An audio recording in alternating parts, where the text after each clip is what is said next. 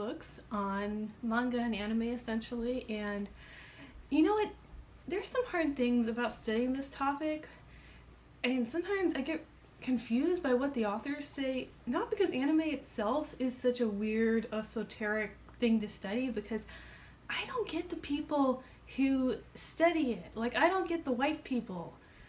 Okay, so I'm gonna read a quote from this book that I'm studying. It's by, what's his name? Good old what's his name? Patrick Drazen. Okay, so he has a name.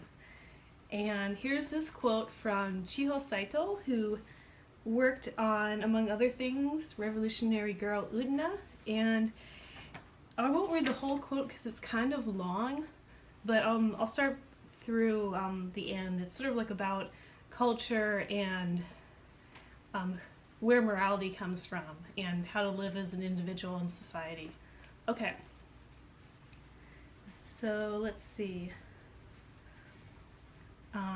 Here she's talking in an interview. So, at the point I realized that morality was altered by those in authority, I felt released, since the restrictions on me as a woman were imposed by people rather than the universe. I realized I didn't have to be restricted by them.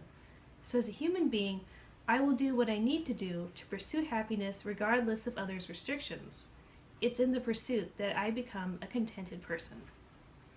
I can't act however I want, because I have to communicate with other people and interact with society. But if you take other people into account, you can find your own way to happiness. And what Drazen didn't like about this is the part at the end where she's talking about how you have to account for other people. Here he introduces the quote by saying,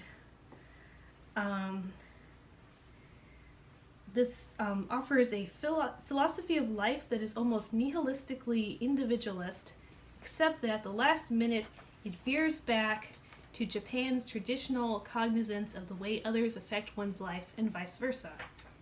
And then at the end he notes, even revolution, it seems, has its limits.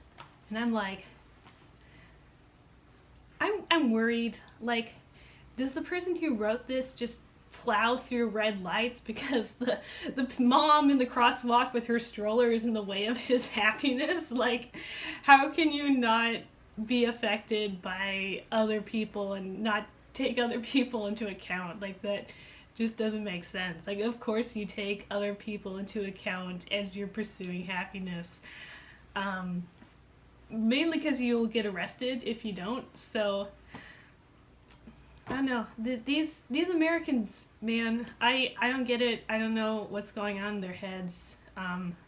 They're like so backwards and foreign and weird. So I don't get it.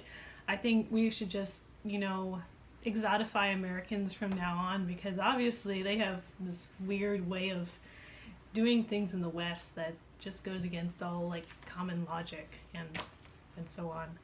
So this is like Adventures in Studying Anime with Stephanie. I'm saying that like as a series, but it's not. Anyway, thank you for enjoying that quote with me and watching my short little video.